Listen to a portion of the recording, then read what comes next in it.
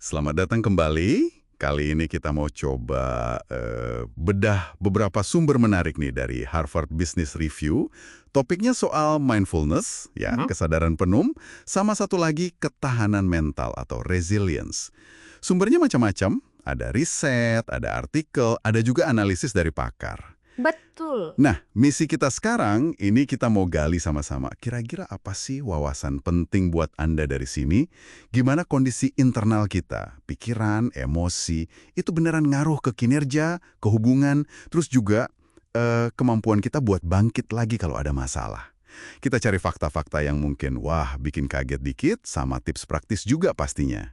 Iya, dan yang seru tuh kadang temuan ini agak gimana ya berlawanan gitu sama anggapan kita sehari-hari soal sukses atau soal tangguh itu kayak gimana.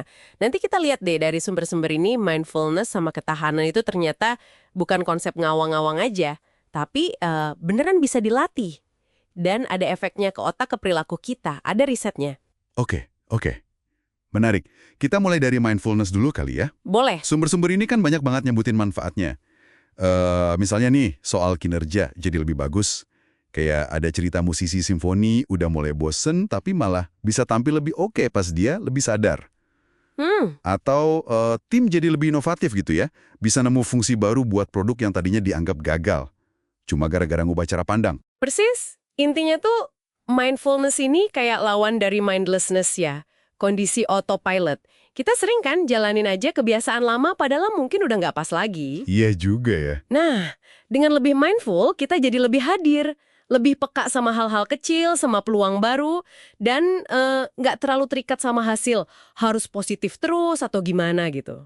Tadi Anda sempat singgung soal perubahan di otak. Itu kedengarannya keren banget sih.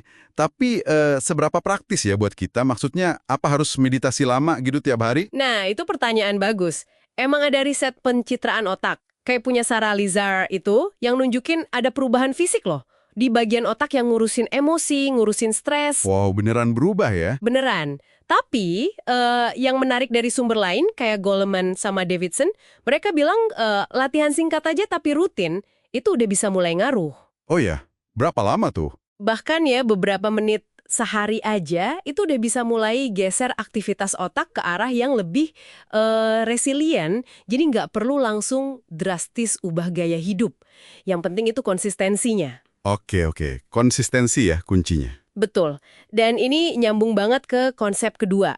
Ketahanan atau resilience. Kita kan sering mikir, orang tangguh itu ya pokoknya kuat aja, tahan banting. Iya, kayak baja gitu ya. Nah, padahal sumber-sumber ini termasuk studi jangka panjangnya Phelan, nunjukin kalau ketahanan itu bisa dipelajari, bukan bakat dari lahir semata.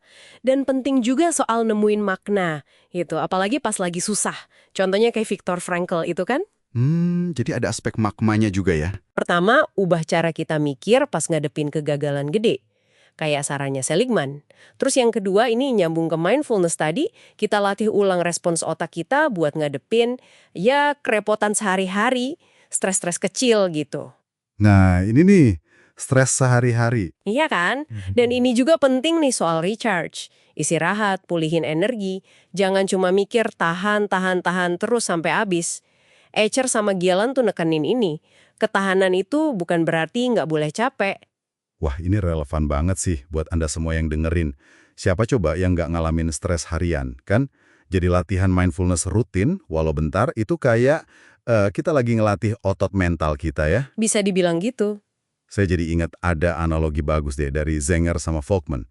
Katanya, pendengar yang baik itu kayak trampolin, bukan kayak sponge. Oh gimana tuh maksudnya? Jadi, dia mantulin energi positif gitu, bukan malah nyerap semua keluhan sampai dianya ikut lemes. Nah, mungkin ketahanan juga gitu ya. Bukan cuma pasif nahan tekanan, tapi aktif juga merespon. Bahkan mungkin, ngasih balik energi positif. Wah, analogi bagus itu. Iya. Sejalan banget sama ide kalau ketahanan itu aktif. Dan ini nyambung lagi ke tantangan berikutnya yang dibahas sumber-sumber ini. Gimana caranya kita ngadepin pikiran atau emosi negatif kita sendiri, atau kritik dari orang lain. Nah, iya. Ada contoh kan, soal gimana rasa bersalah atau marah itu bisa mancing kita. Terus, soal nerima kritik nih. Hin sama Stone itu bilang ada 3 pemicu kenapa kita suka defensif. Apa aja tuh?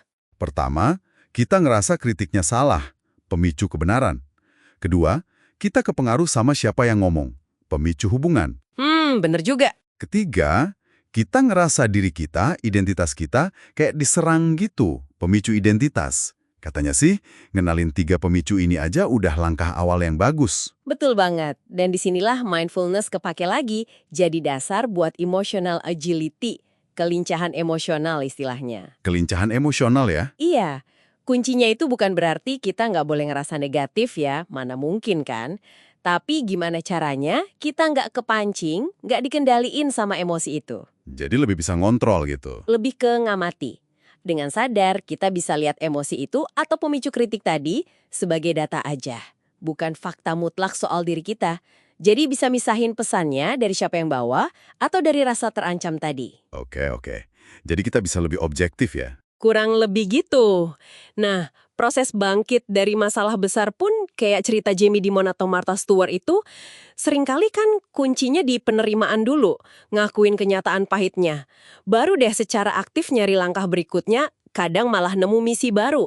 Intinya keterlibatan aktif, bukan cuma diam aja nunggu badai lewat. Sip. Jadi, kalau dirangkum nih buat Anda semua, apa ya poin pentingnya? Pertama, mindfulness itu bukan cuma buat nenangin diri ya, tapi alat buat fokus lebih tajam, ningkatin kesejahteraan, bahkan bisa ngubah otak. Betul. Kedua, ketahanan itu bukan bakat, tapi skill. Bisa dilatih.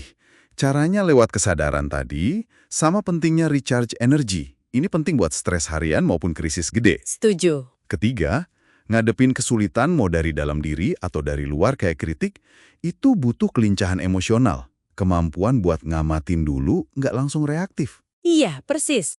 Nah, ada lagi mungkin yang mau ditambahin sebagai penutup? Mungkin satu pemikiran aja buat direnungkan sama Anda di rumah. Gimana kalau kekuatan kita yang sebenarnya itu bukan pas kita berusaha tampil sempurna, tanpa celah gitu ya. Tapi justru pas kita bisa ngakuin dan ngadepin kerapuhan kita, keraguan kita dengan sadar dan tangguh. Menarik. Gimana kalau tantangan berikutnya nanti Anda coba lihat bukan sebagai ancaman, tapi sebagai data aja. Informasi berharga buat kita tumbuh. Siapa tahu, ya kan? Itu bisa ngubah cara Anda ngadepin rintangan selanjutnya.